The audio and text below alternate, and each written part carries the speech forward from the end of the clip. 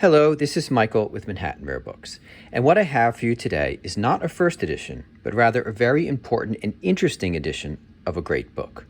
The book is George Orwell's Animal Farm, and this is the first edition in Ukrainian, and there's a fascinating story behind it. The first edition in English was published in 1945, and there's a whole other story about how difficult it was to get that published, and it was not long after, 1946, that a copy in English made its way to a displaced persons camp in Europe. Remember, this is 1946. The war just ended, and there were camps throughout Europe for people who were forced to flee their countries.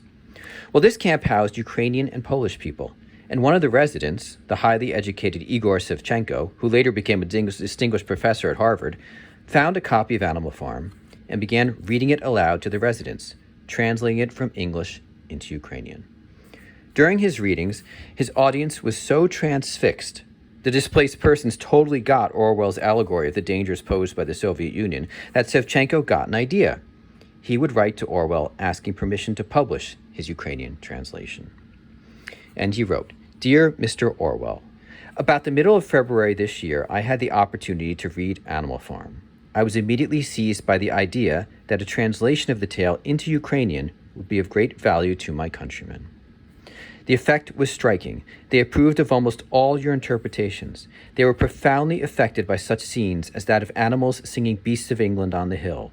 Here I saw that in spite of their attention being primarily drawn on detecting concordances between the reality they lived in and the tale, they very vividly reacted to the absolute values of the book, to the tale types, to the underlying convictions of the author, and so on. Besides, the mood of the book seems to correspond with their own actual state of mind." He then went on to ask Orwell if he would mind if he published an edition in Ukrainian. And amazingly, the letter got to Orwell. And not only did he not mind, he strongly encouraged Sevchenko, telling him he could publish it royalty-free. Orwell also wrote a preface for this edition, which I'll show you right here, right at the beginning. Signed George Orwell.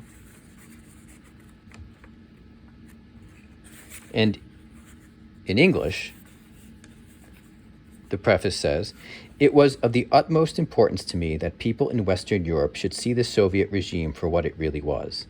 Since 1930, I had seen little evidence that the USSR was progressing towards anything that one could truly call socialism. On the contrary, I was struck by clear signs of its transformation into a hierarchical society in which the rulers have no more reason to give up their power than any other ruling class. Moreover, the workers and intelligentsia in a country like England cannot understand that the USSR of today is altogether different from what it was in 1917. It is partly that they do not want to understand, i.e., they want to believe that somewhere a really socialist country does actually exist, and partly that, being accustomed to comparative freedom and moderation in public life, totalitarianism is completely incomprehensible to them." Orwell also sent, as we see, this wonderful portrait to be included in the book. So here it is, a book that found its perfect audience in the most unlikely of circumstances. And there's one more note. Surviving copies like this, especially in this condition, are very rare. In a supreme irony, when American military authorities found out about the edition, they seized as many copies as they could and handed them over to the Soviet army to be destroyed. As Christopher Hitchens noted of this event, the alliance between the farmers and the pigs, so hauntingly described in the final pages of the novel, was still in force. Thank you. Please don't hesitate to reach out with any questions. Goodbye.